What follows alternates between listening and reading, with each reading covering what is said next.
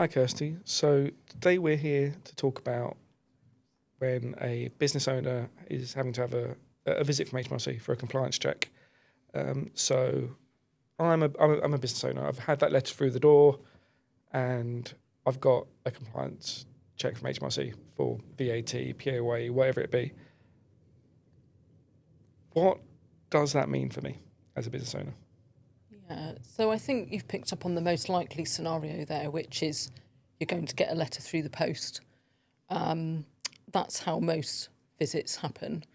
And as you've mentioned, it could be any area of the business. It could be personal tax, VAT, construction industry. It could be PAYE, which could cover quite a broad spectrum across your business and many areas. Now, I think most business owners receiving that letter are going to panic a bit, to be honest. They're probably going to be thinking, gosh, I was busy enough running the business, and now I've got this inspection. They may also be thinking, what did I do wrong? Why have I been selected?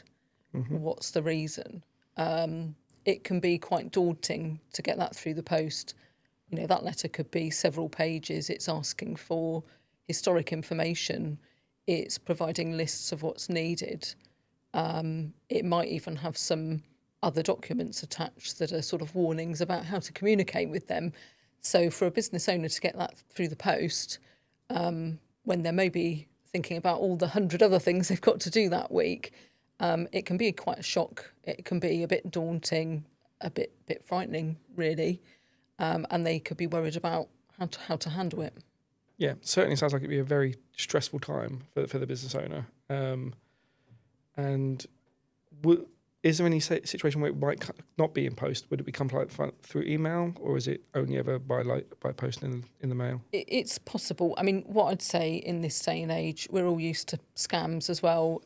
Is just be really careful, and if you're not sure, you speak to your accountant or give HMRC a call, not through the letter but through the website, and check that it is, it is a proper inspection. They're not trying to get you to click on something through an email. Yeah. We all see those things all the time. To be aware of scams. Yeah. Yeah, especially in today's day and age, it can happen. I've seen it happen with a few of our clients where they send an email going, got this from HMRC. I go, yeah, that's not from HMRC. Look at the email address. So got the letter or the official email that you've confirmed. We've got the HMRC compliance check or proper full-on investigation, time and date. What's the right way to deal with it? What do I as a business owner have to do? Can I just, obviously not panic, but what do I need to do? I think firstly it's really important to get the basics right. So you've received this letter, there's going to be an inspection. Typically it will say on the letter when HMRC want to come and visit. So, that's the first thing. Are you going to be around as the business owner? Or is that the 1 week that you've booked your 1 week of family holiday in the middle of the summer? HMRC are very reasonable.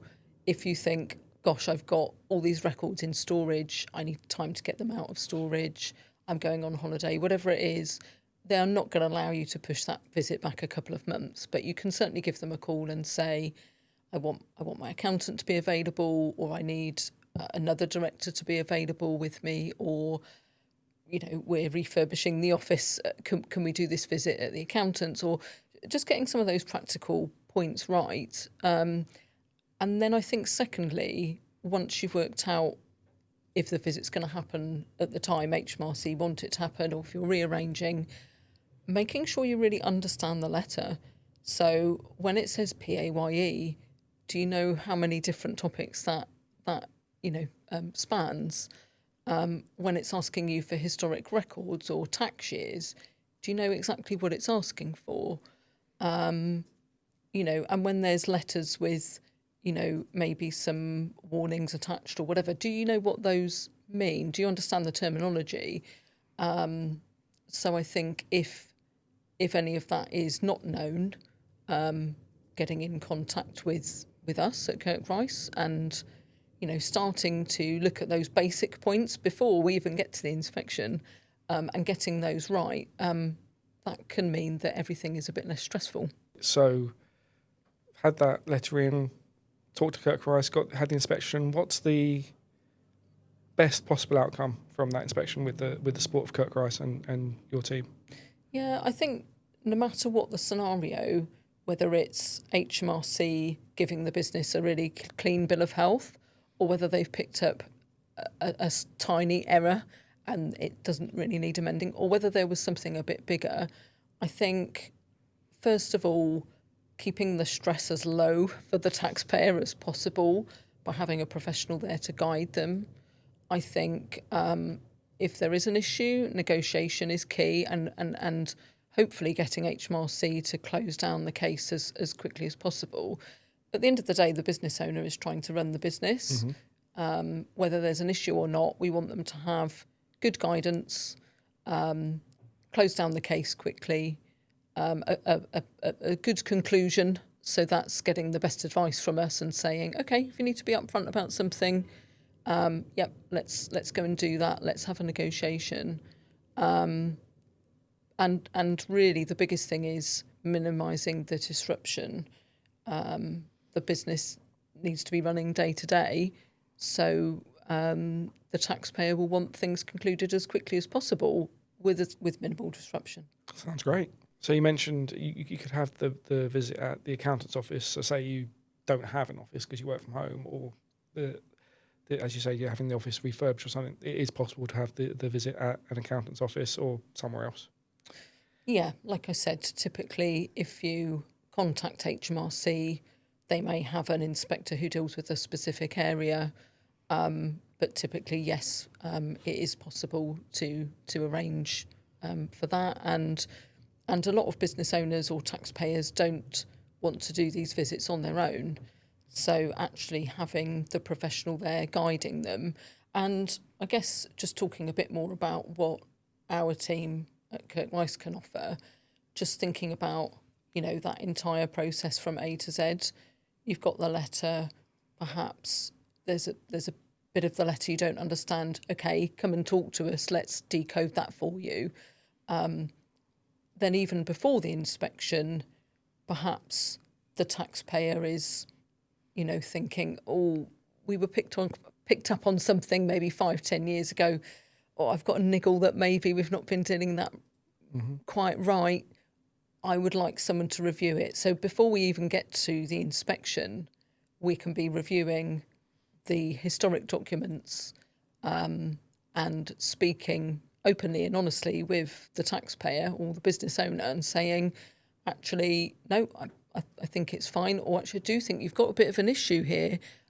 Let's have an open and honest conversation about that and how that's going to be tackled in the inspection, because it actually might be that we need to have a conversation straight away with HMRC almost as soon as they come in, then allow them to do the work that they were going to do on the inspection.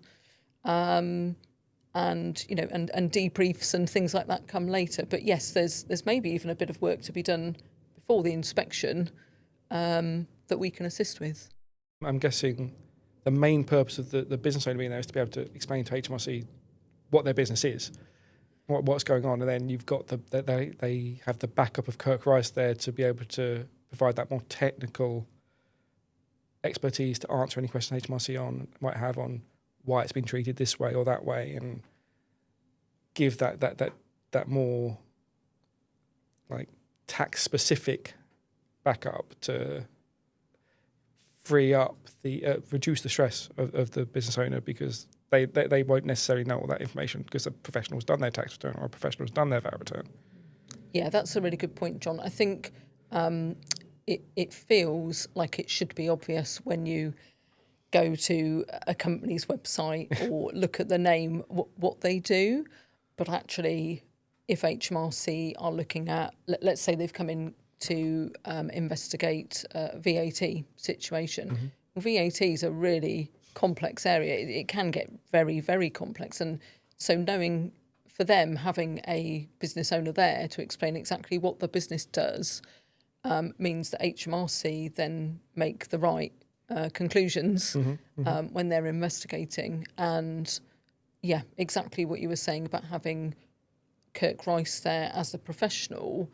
that will allow a quicker explanation to HMRC about the transactional data, or the maybe, again, if we're talking about VAT, at the type of VAT scheme that's been used, or reasons why adjustments have been made. For example, if a customer didn't pay, how the VAT on bad debt has been applied, or something like that, so that it's just making it clearer from HMRC's point of view what's happened. Hopefully we get to that conclusion a little bit quicker.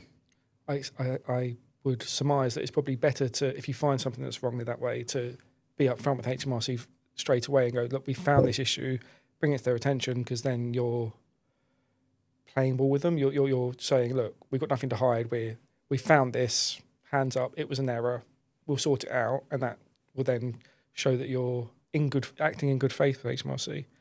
I suppose as well, if Kirk Rice already do the VAT returns or whatever for the business, and it's a VAT inspection, that it makes sense for Kirk Rice to be there, because we could talk through the calculations a bit more and have that backup in workings for how those figures were reached.